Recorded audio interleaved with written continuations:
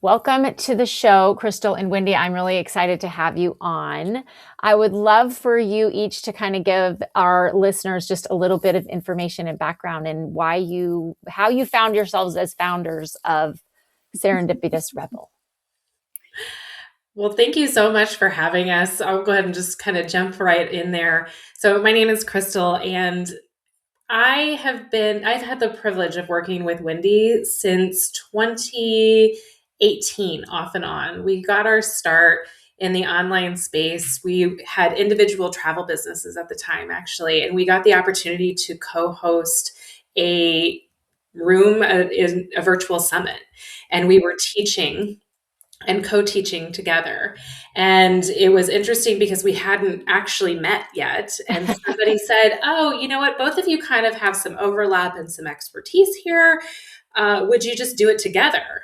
And we were like, sure, because, why not? And we ended up hopping on a Zoom call to connect and see how this was going to work. And I actually remember that very first Zoom call getting nothing for the summit done.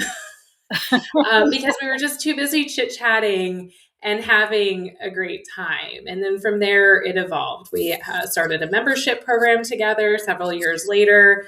And then we ultimately ended up pivoting into this business model, which is our coaching, and we host retreats with Serendipitous Rebel. So that's what we do now, flash forward several years later. I love that story. That's so fun. We're talking about adult friendships today, right? Yeah, and so that's amazing. Yeah. Wendy, you want to weigh in? Yeah, if I could. The interesting thing about our story is that we became partners before we were really friends. I mean, we were, biz besties or biz buddies, as you call it.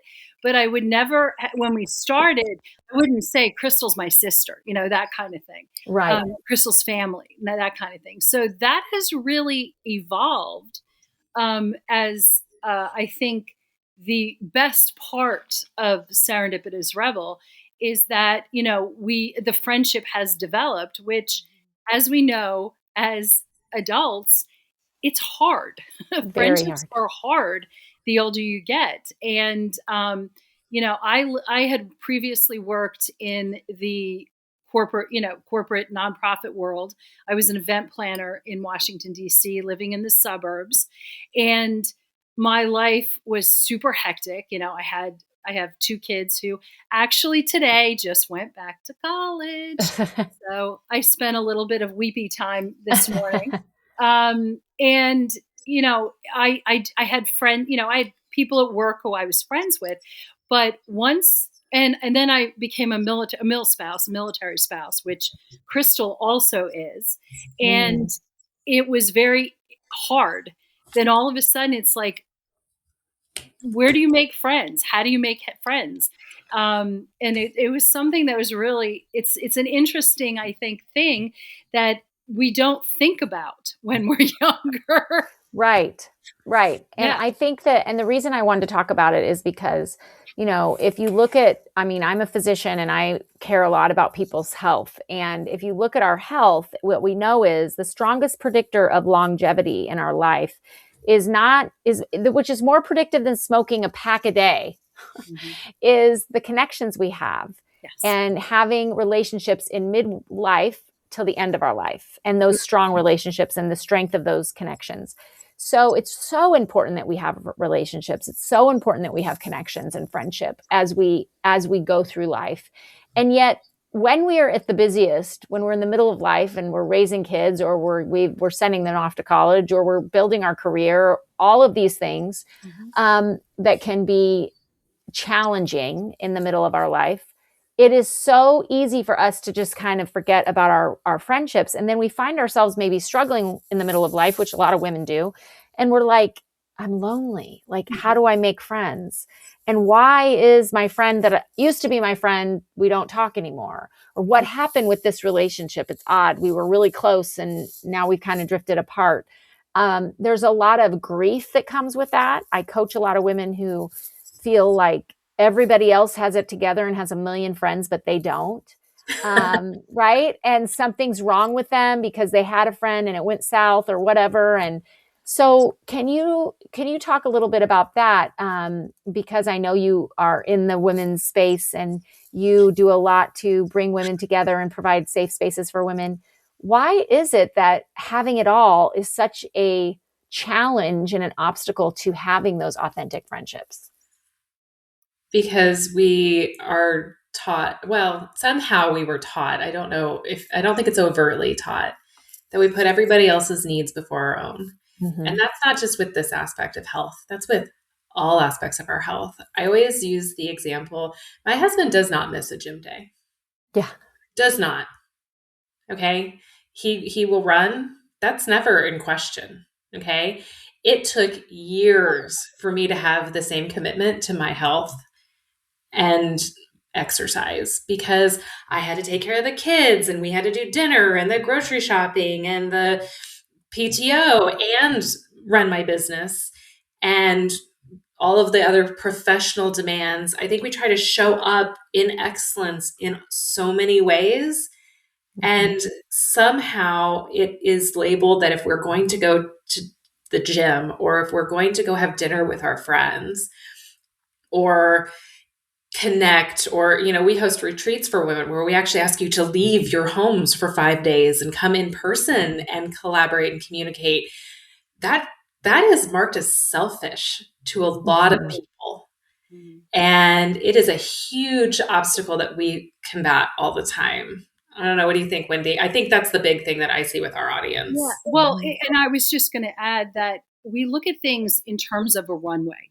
We all have limited resources, time, money, energy. And we like to add the third part of that, and that's the connection piece of it.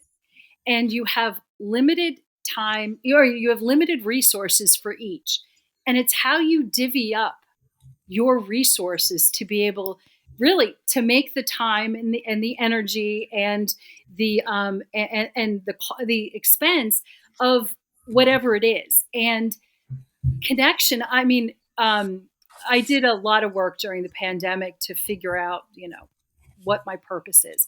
And my purpose is belonging. And that piece is so, I'm so tightly wound around it that, and that is all about connections and community and friendships.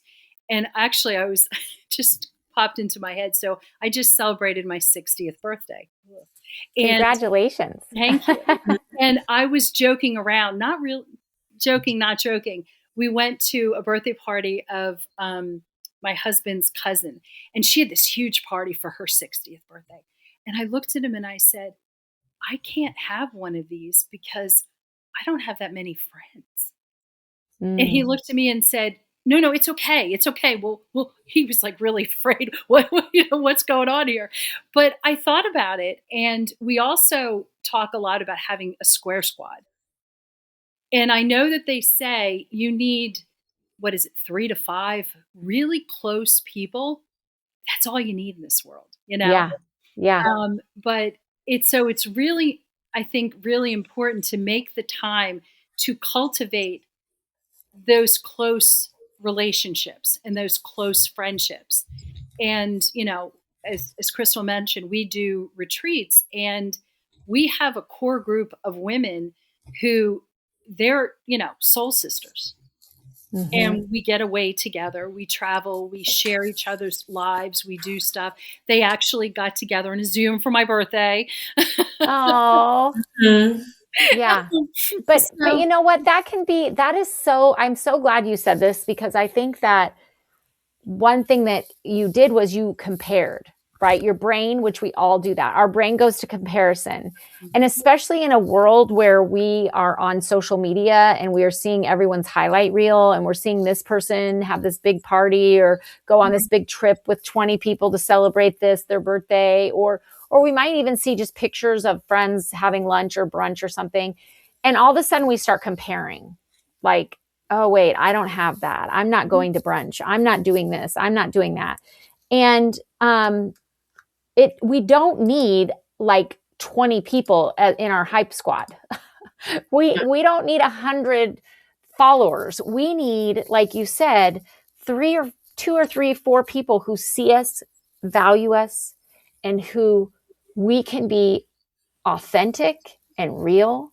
We can show up and be messy and share our struggles with, and they're still going to love us. They're not going to judge us. They're not going to be that person who, slams the door in our face or goes and texts the group, oh, look what she's dealing with. Everybody, she says she's perfect, but this is really what's going on. So we need those people in our life. And I think as someone who has led community and led groups in an online space, I think you can have that online. I have done that so many times. I just led a retreat. I got in late last night from a retreat I led on the East Coast, and it was amazing. 20 women. There were so many connections that started, and they just met at the retreat. These women, only 2 women really knew each other before on a deep level. And everybody was all in and everyone was open-hearted, and there was connections forming and happening that I was watching that I know are going to last all year. You don't have to, it doesn't have to be your next door neighbor. It doesn't have to be a coworker. It doesn't even have to be your friend from high school or junior high, right? It can be someone that you met through something that can be your battle buddy, right? That can be that hype squad. That can be you are having a hard day. I hear you, I see you, and I validate you. Well, exactly. Well, and I think especially when you work in the spaces that we work in, that there's very few people in our local world, my friends on the PTO, my neighbor, they don't really understand what it is I do for a living, right? When we're working in this online space. And I think that it's no coincidence that my closest connections, my closest friends are the people that I've met through this world, like Wendy, who we have accountability groups, text threads, Marco Polo groups, Voxer channels, whatever it is. Because you're really just looking for those people to, like you said, I see you and I understand you, and we speak the same language and have similar struggles to validate and normalize. And it's even, I think, easier in the online space sometimes to get that, because I think in person we're so performative. We want to show up and we do want to look like we have it all together. And I mean, spoiler alert, nobody has it all together. Right. Everybody's got a thing behind the scenes. Yes. And don't you think it's really enriching to have diverse friends, different ages? I think sometimes we think we have to have a best friend who looks like us, thinks like us, is the same age as us, is in the same tax bracket of us, all these things, is married, has the same number of kids, or not married, right? We put all these kind of false rules on our friendships, and then we feel really lonely. And the truth is that's not true. I mean, I have friends that are 20 years older than me, and I have friends that are 20 years younger than me. And I find that to be very enriching. Yeah. I mean, Wendy and I have a 20-year age gap between the two of us. I'm 40 and Wendy, like she said, just turned 60. I act 20 though. And same. And I think that's it. I think we have I think that you need people with shared values. Yes. Shared, ethics, morals, things like that. And then outside of that, let's just have fun with it. That's the point, right? Well, and it's interesting because I think about everyone who's, in my closest circle. We use the VIA character strengths assessment a lot with clients, but spoiler alert, I use it with my family, and friends have done it. And it's a really cool, opportunity to see where do you, it's never set in stone, and everything is malleable and flexible enough that, but there are certain core strengths that I need in my life. Kindness, for example. Right. If someone isn't kind, the flare goes up. And I've also found over the years, actually my best friend and I, we have known each other. We actually just celebrated our 20 or 30th. Anyway, we went to Helsinki, Finland to celebrate our friendiversary. And I can't remember, it's like 20. No, it would have been 30th friendiversary. I guess it was last year. And it's like I think about the values and how it works with the worst of times. It's like Krystal needs me. I'm on a plane. I'm going to her. If she, whatever it is, there's no question. And I feel confident it's reciprocated. And, I think about the friends who are there really during the worst of times. And as life goes on, there's always times that are less. And I think those are the people you want in your corner. Mm-hmm. Yeah. No, it's so true. It's really, I've learned that lesson in the last 2 years. I have gone through a couple big life traumas in the last couple years where I had a death in the family, and then also lost my house in a tornado last year and 90% of my possessions. And what I learned from that was many things, but one of the things I learned was I had friends that I did not realize were there for me, and also revealed who was not there for me, which was really good because it actually opened up my life to new friends and people who showed up for me.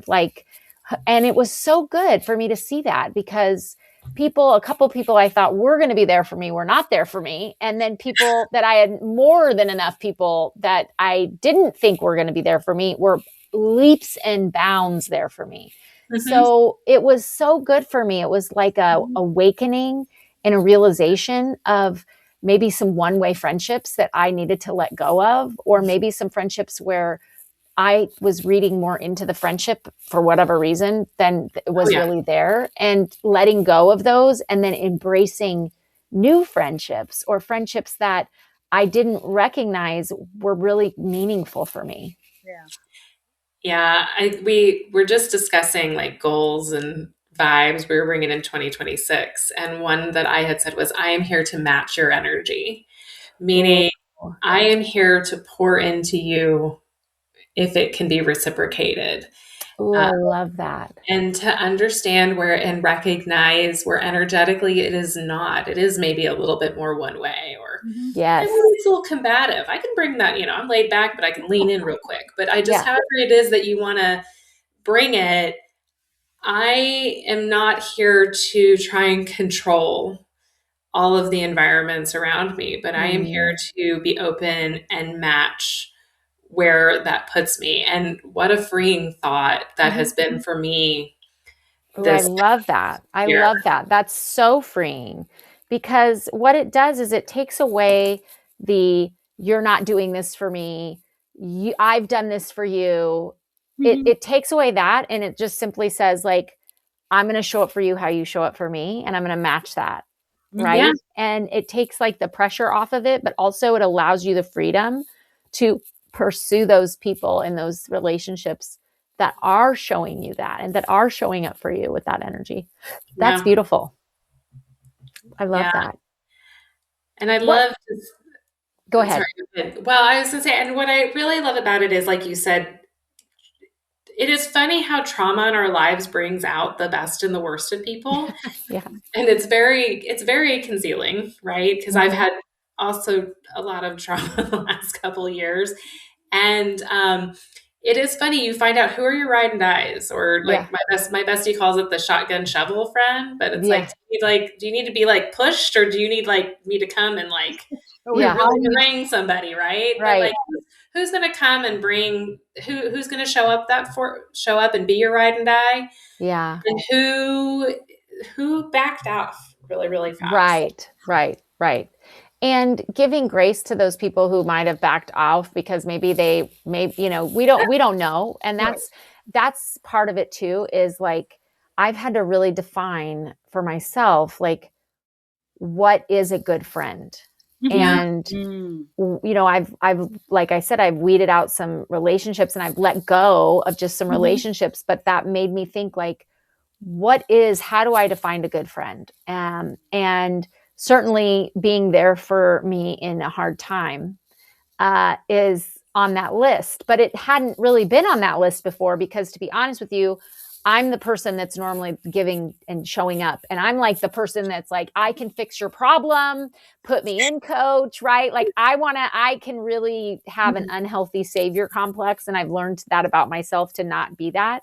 But I love being that. Like I love being the friend that like comes in and fixes all the things. So it's really interesting because I've had to recognize like when when I was vulnerable and needed that and needed to be on the receiving end, who showed up for me, right? And being a good friend now is that person. Though that's one of the requirements is like, I don't know what's going to come down the pipe. I never thought I was going to lose my house and all of my belongings, but I did like in 2 minutes.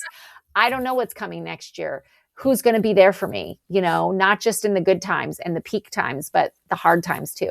Yeah, very much so. Very much so. So why do you think community is so essential, especially if you are in the leadership space or you're an entrepreneur or you're doing something? Because I think sometimes those women are the people that think like, I can do it on my own. But why is it that we need each other? Well, you learn pretty quickly that you can't do it all alone, and that living in a silo is really, I think, very counterproductive to really being successful. The synergy that comes from being with an incredible group of women is oh my gosh, it's magical. And I think that we have to realize that we're not really, we can be, and this is, I think, Krystal, kind of what you always say, we can be super women, just not to everybody all the time. Mm-hmm. We can do it, but it's a matter of the constant shifting and pivoting. And I think having, our squad of people, and I think about it like there are a few people that come over into different, like, the square squad, the little Post-it. And there are some people like Krystal who fall into different categories. But I will have a category that's specifically for business, specifically, say, for family or for, extended family or for friends. And it's being able to sort of shift when I need into different categories and the ability to, and I think of myself that's I can lead myself where I need to be at any given time. And I do really think that women, there's no reason to do it alone. There's so many, we're more than 50% of the world's population. Come on. We should be able to rely on each other and lean into each other when we need to. And it doesn't diminish our power. It doesn't diminish our intelligence or our capabilities. I think it just accentuates all of that. Yeah. Oh, I love that. It's so true. It's some of the most meaningful times of friendship and when it really grows deep is when you are vulnerable and you are sharing what you're going through. And it's interesting how many times when you create these safe environments for women, someone's like, oh, I went through that last year, or, oh, I went through that 3 years ago, and I was like, oh my gosh, like I didn't even know this about my clients, like I'm sitting there going, wow, I've coached all these women and I didn't even know that they went through this, and they're sharing it with this stranger they met an hour ago at this retreat. But that's what the power of it. And the reason why it's so valuable that we get vulnerable and we share even when we're in these leadership spaces and these entrepreneur spaces is because vulnerability is really a strength that builds confidence. Mm-hmm. It allows women to make decisions because you go, wait, this person over here went through that 2 years ago and she's okay. She's come out on the other side of it and she's figured it out and she's okay. I can do that. I'll be okay too. And now I'm going to make this hard decision that I've been not wanting to make, knowing that I can trust myself. I can trust the decision I'm making. It builds an energy and a confidence. And I think a lot of women have been hurt by other women and they just cling to that. Like, I can't let my walls down because this woman hurt me 5 years ago, or this woman was my friend and then she just disappeared out of my life, or this person I thought was my friend wasn't there for me during my divorce, or whatever. Like, and they cling to these hurtful past traumatic experiences, that they won't allow themselves new friendships, right? And both things can be once, like once you can have had a really traumatic friendship and grow a new one, right? Oh yeah. Oh yeah. Well, and we think so much. Our business is called Serendipitous Rebel, and serendipity is finding the joy without looking for it. This life is not meant to be 100% joyful. It's also not, and it's never going to be guaranteed to be without hurt. Okay. You had a tornado hit. My daughter's had 4 brain surgeries the last couple of years. Wendy's been through divorce. I mean, like, there's just like, everybody's going to have their thing. We've had businesses collapse, partnership breakups. Like, we have seen it, right? Yeah. But one thing I love about relationships with women that I don't feel like you get with relationships with men specifically, women have a shared wisdom that they can bring into a moment. And I think the ability to share perspective and empathy without always needing to fix it. I mean, I have a bit of a savior complex too, so I recognize that. It's my Enneagram 2 coming like straight on out of there. But I also think that there's just this shared ability. I actually called Wendy with something really hard last week. And I was crying and I was very upset. And she said, would you believe me if I told you I have felt that way too? And I know exactly how you're feeling. Yeah. And there is something about Me Too that is so powerful. Yeah. Yeah. And you really, and my husband can say Me Too, but no, he can't, because he's me. Frankly, he doesn't have the same struggles. He can compartmentalize in a way that I never could. Right.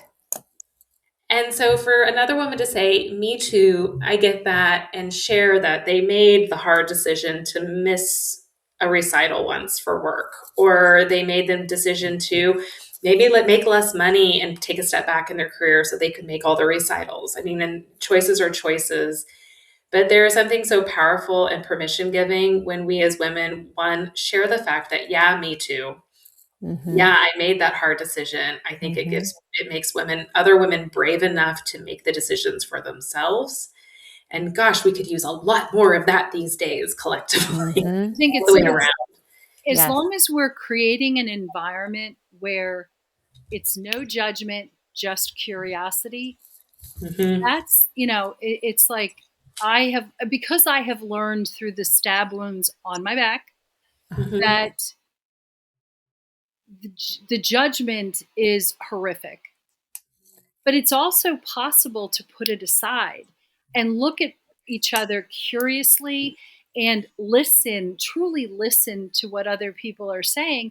And then the ability to share, exactly what Krystal said, the ability to share the Me Too moments is really powerful, and something that I do think is, we're the givers of life, for God's sake. We have the ability to be open and sharing and nurturing, and we should continue that in our friendships, in our relationships. I think about it, and it's like, oh my God, the thought of having, even 20 close friends would horrify me, because I don't have the energy for that. I know. But the ability to cultivate, a smaller group, or even have different levels. It doesn't all have to be right. No, it doesn't. Yeah, it doesn't. Yeah, you can have different friends that are for different things and different. Yes, I absolutely agree. Well, this was so good, ladies. This was amazing. Thank you for coming on. Where can our listeners find you? We are really at serendipitousrebel.com or Serendipitous Rebel. That's where our podcast is. It's on all the channels. And let's see, we hang out a lot on Instagram. Okay. And again, Serendipitous Rebel. Awesome. We will put all of that in our show notes. Thank you so much for coming on the show. And if you're listening today, I just hope that you recognize that you deserve friendships, that friendships can be challenging at times. Not every friend is going to be a friend in every season, but that you deserve them. They're so valuable and important, and you're never too old or too young or too messed up or too fill in the blank, whatever it is, for friendships and for authentic connections with other women.